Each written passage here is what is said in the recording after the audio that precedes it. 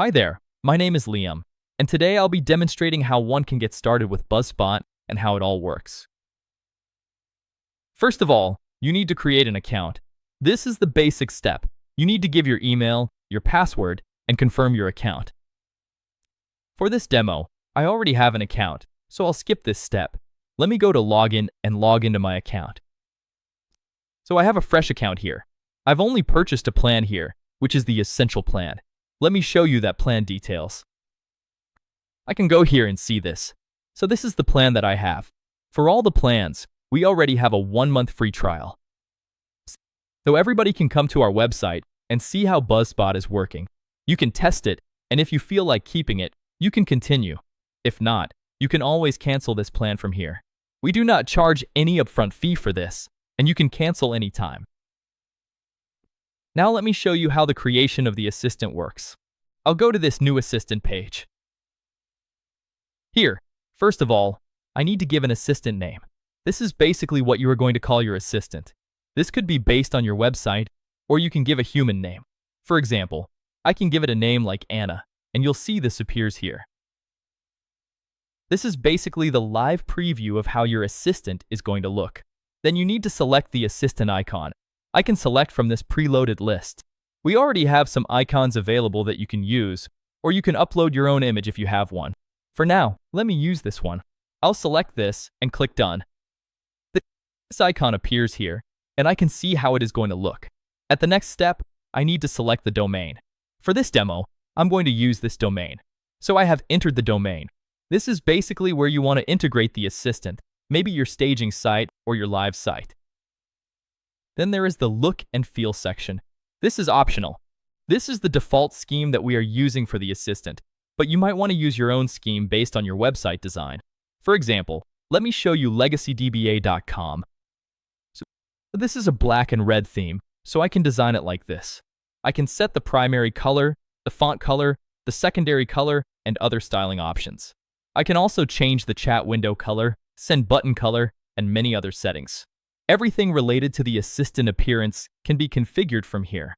Okay, so I'll now move to the next step. So this was basically how I gave it the look and feel. It's processing. Let's wait for it. Okay, so this is done. Now at the next step, I need to give my assistant a demeanor. This is basically the personality that I want my assistant to adopt. This could be the tone, for example, professional, witty, or friendly. I'll keep it professional, because that's what most companies prefer. Now for the advanced settings. This is an optional section. If you want, you can skip this entirely. But let me briefly explain what these options do. First is app-specific password. This is related to email notifications. If you want to send notifications using your own email address, you can create an app-specific password from your Google Workspace and enter it here. Then we'll use your email to send notification messages. Next is Ask Visitor Email before starting chat.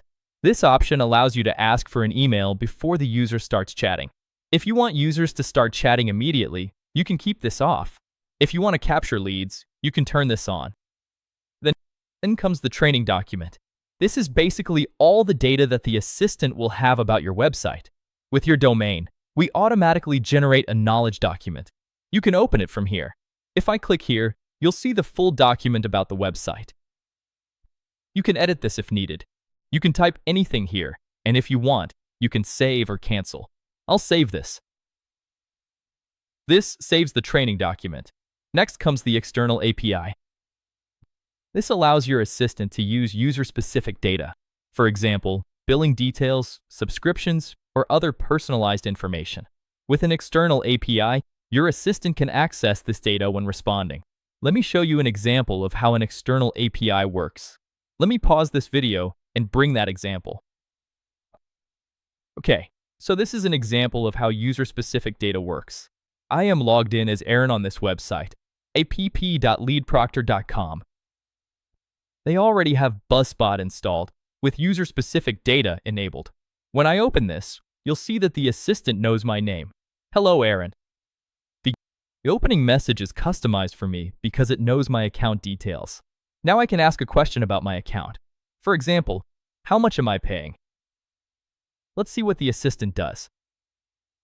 it has the user-specific data, so it can answer this question. As you can see, it shows my average monthly spend. I can also ask something like, how many websites do I have? You can see it tells me that I have 2 websites and lists them. This is how user-specific data works with Buzzspot when connected to an external API. Let me close this and go back to the assistant creation. Next comes the webhook.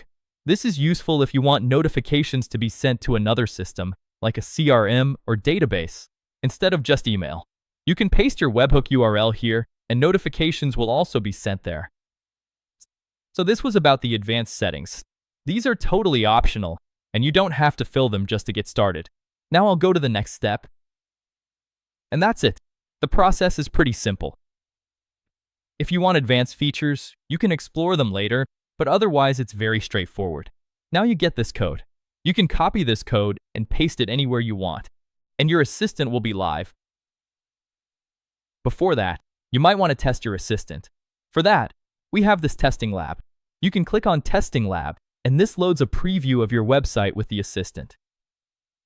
If I click this, it loads here, and I can ask questions. Based on the website data, it answers everything.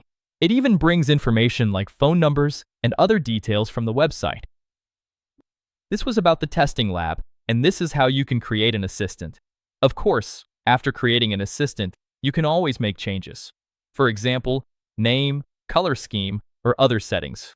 You can go to the Manage Assistant page and update anything from there.